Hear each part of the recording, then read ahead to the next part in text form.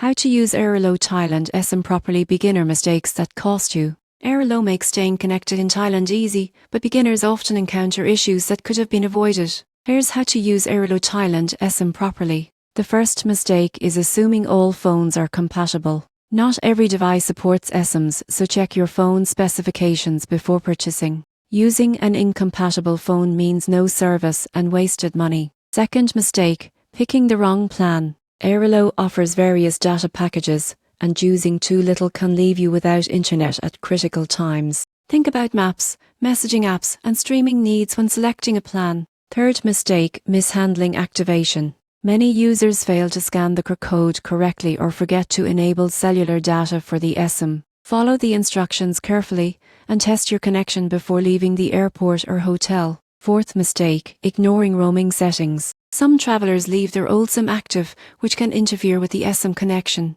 Disable the old SIM or set the eSIM as the primary line to avoid conflicts. Finally, beginners often neglect data monitoring. Streaming apps can consume large amounts of data quickly. Track your usage through your phone settings or the Airalo app to avoid running out unexpectedly. Using Airalo Thailand eSIM properly means checking device compatibility, choosing the right plan, following activation steps, managing SIM settings and monitoring data. Avoid these mistakes, and your trip in Thailand will stay connected smoothly and reliably.